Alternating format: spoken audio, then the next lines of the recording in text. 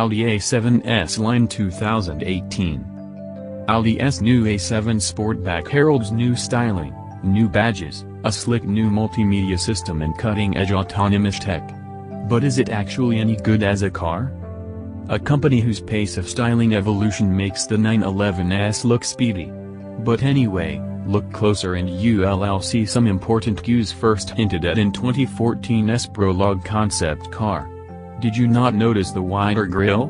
The pronounced swage lines? The tauter surfaces? Cut the snark, because here's just one example where the A7's A8 roots come into play.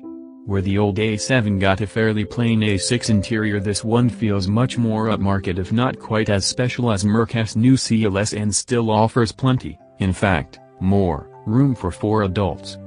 Audi's virtual cockpit digital instrument pack is standard and the latest MMI multimedia system ditches the familiar scroll wheel for a dual touchscreen setup, top screen for media, phone and nav, bottom one for climate and heated seats.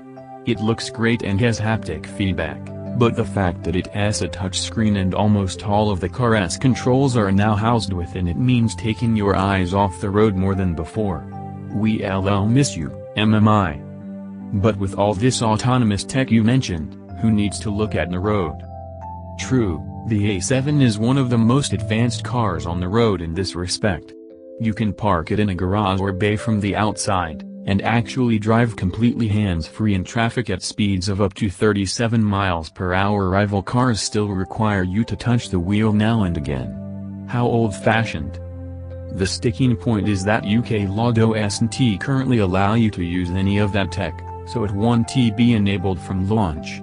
However, Audi hopes the situation will change during 2018. By which time we might have got our heads around the new naming strategy. Yeah, we'll admit it's not the most intuitive. Though still called the A7, and listing TDI or TFSI on the rump, the new car uses a 2-digit number to denote the power output. It's not the specific output, though.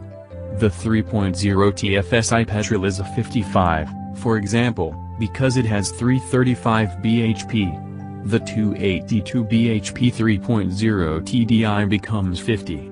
Other engines, including 4 pots and an RS7 will follow, but for now that's your lot. Which Audi A7 Sportback is best? If someone else is buying the fuel or paying your company car tax, the petrol. It's smooth and quiet, so much better at highlighting the A7's incredible refinement than the gruff diesel, and while it's almost 90 pounds-foot down on the TDI, it's also 65 kilograms lighter. That helps it get to 62 miles per hour in 5.3 seconds, 0.4 seconds quicker than its oil-burning alter ego. Both engines feature mild hybrid electrical assistance systems that allow emissions-free coasting at speeds of up to 99 miles per hour, but they need them. This new A7 is actually fractionally heavier than the old one, and even with the hybrid tech the 282 bhp DS 50 miles per gallon average is still some 5 miles per gallon worse than the 272 bhp, but equally speedy, TDI it replaces. The TFSI comes fitted with Audi's new on-demand 4-wheel drive system and operates in more efficient front drive mode until you get excitable with the right pedal and the rear axle is pulled into play. The D, meanwhile, is too torquey for a dual clutch box, so sticks with the 8-speed auto and permanent quattro setup. More metal means more messy understeer, right? Not necessarily, at least not if you order the optional 4-wheel steering system fitted to the test cars on the launch event in South Africa. Body control is good on the optional air suspension, at least in dynamic mode, but the ride over sharp bumps is poor and shifting to comfort to take the sting out of it adds too much heave without solving the problem.